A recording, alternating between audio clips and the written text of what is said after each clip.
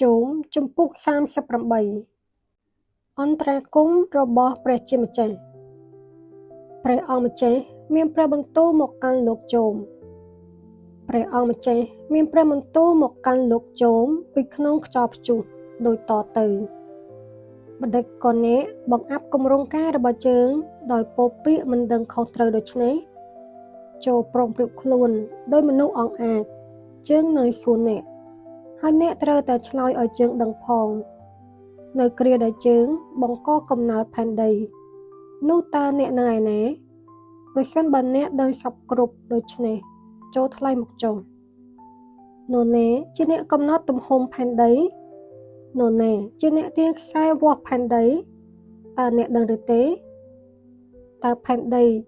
ចាក់គ្រឹះនៅលើអ្វីតើនរណាបានបញ្ចុះថ្មដ៏សំខាន់ក្នុងពេលដែលផ្កាយព្រឹកស្រែកច្រៀងព្រមគ្នាហើយពពួកទេវតាបន្លឺសំឡេងយ៉ាងសប្បាយតើនរណាទប់សមុទ្រជាប់នៅពេលដែលទឹកជន់ចូលឡើងពីទីជម្រៅនៃផែនដី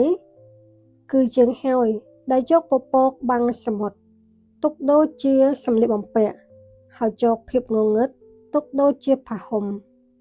ជាងបានកំណត់ផែនដីឲ្យសមុទ្រជាងបានទប់សមុទ្រជាប់ដូចបិទទ្វារនិងខ្ទប់រនុជើងបញ្ជាទៅសមុទ្រថាចូលមកត្រឹមនេះកុំទៅហួសដល់ខាងនោះចូលឲ្យរលកដល់សាហាវរបស់ឯងឈប់នៅកន្លែងនេះតាំងពីអ្នកកើតមកតើអ្នកធ្លាប់បញ្ជាឲ្យមានពេលព្រឹកហើយកំណត់ពេលវេលាឲ្យថ្ងៃរះឡើងបំភ្លឺជាផែនដីនិងអង្រួនមនុស្សអាក្រក់ពីកន្លែងពួនឬទេផែនដីទាំងមូលចាប់ផ្ដើមមានរូបរាងដូចដីឥដ្ឋដែលគេកំពុងចាក់ពុំហើយធម្មជាតិក៏មិនចេះសម្រស់ដល់ស្រស់ប្រណិតរីឯមនុស្សអាក្រក់មិនដែលមានពលឺទេដៃដែលធ្លាប់ធ្វើបែបអ្នកដទៃនឹងត្រូវបែកតើអ្នកធ្លាប់ទៅដល់ប្រភពទឹកសមុទ្រហើយធ្លាប់ដើរនៅក្នុងបាតសមុទ្រសាគរឬទេតើមាននរណាបង្ហាញឲ្យឃើញទ្វារឋានមច្ចរាយហើយអ្នកធ្លាប់ឃើញទ្វាររណ្ដៅដ៏ងងឹតឬទេតាមបច្ចុប្បន្ននេះតើផែនដីមានទំហំប៉ុណ្ណាបើអ្នកដឹងចូលនិយាយមកចុះតើពលឺស្ថិតនៅកន្លែងណាតើសេចក្តីងងឹតនៅឯណាបើអ្នកដឹងអ្នកអាចទៅដល់ព្រំដែនរបស់វាហើយស្គាល់ផ្លូវដែលនាំទៅកន្លែងរបស់វាអ្នកពិតជាដឹងត្បិតអ្នកកើតពីយូរមកហើយរីឯអាយុរបស់អ្នកក៏វែងណាស់ដែរតើអ្នកធ្លាប់ទៅដល់ប្រភពរបស់ហិមៈឬទេតើអ្នកធ្លាប់ឃើញប្រភពរបស់ព្រិលឬទេជើងទុកហិមៈនិងព្រិលដល់ឡែកសម្រាប់គ្រាមហន្តរាយនិងសម្រាប់ធ្វើសឹកសង្គ្រាមពលឺចែងចាំងមកតាមផ្លូវណាហើយខ្យល់ដែលបក់ពីទិសខាងជើង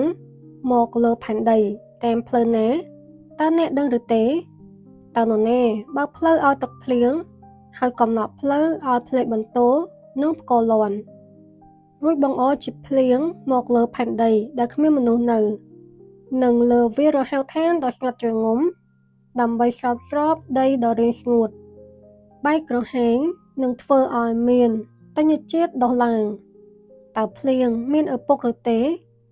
នរណាផ្ដល់កំណើតឲ្យដំណក់ទឹកស្រស់សើមតើនរណាជាម្ដាយរបស់ទឹកដែលកកព្រមទាំងសម្រាចេញទៅជ័យសន្សើមកកដែលធ្លាក់ចុះពីលើមេឃផ្ទៃមេឃទាំងឡាយប្រែជានៅនឹងថ្កល់រឹងដូចថ្មហើយមហាសាគរក៏កកដែរ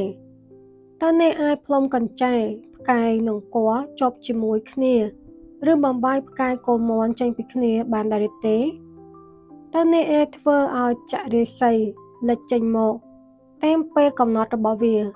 នឹងនាំផ្លូវផ្កាយក្រពើទាំងធំទាំងតូចបានឬតើអ្នកស្គាល់ច្បាប់នៅលើមេឃហើយអាចចាប់ចែងសម្ដាប់ធ្នាប់នៅលើផែនដីបានឬទេពេលអ្នកស្រែកបញ្ជាទៅពពកតើភ្លៀងបង្អមមកលើអ្នកឬទេពេលអ្នកបញ្ជាផ្លេកបន្ទោឲ្យបញ្ចេញរស្មីតើវាយល់ព្រមទៅឬទេ តើនរនេះធ្វើឲ្យសត្វមានប្រាជ្ញាដឹងជាមុនថា ដល់ពេលទឹកឡើងហើយដឹងថារដូវវស្សាចូលមកដល់តើនរណាមានប្រាជ្ញាអាចរាប់ដុំពពកព្រមទាំងផ្អៀងអាងនៅលើមេឃឲ្យបង្អទឹកចុះមកដើម្បីស្រោចស្រពធូលីដីឲ្យនៅផ្គុំគ្នាហើយធ្វើឲ្យដីបែកក្រហែងមកនៅជាប់គ្នាវិញតើអ្នកឬដែលដេញចាប់សត្វមកចិញ្ចឹមសឹងញីនិងផ្គត់ផ្គង់អាហារឲ្យកូនសឹងបាក់ឃ្លាននៅពេលដែលវាក្រាបក្នុងរូងឬសំងំចាប់រំពានៅក្នុងព្រៃល្បាស់តើនរណាជាអ្នកផ្ដល់ចំណីឲ្យសត្វក្អែកនៅពេលដែលកូនវាស្រែកហៅព្រះជាម្ចាស់ហើយហើរចុះហើរឡើងព្រោះអត់អាហារ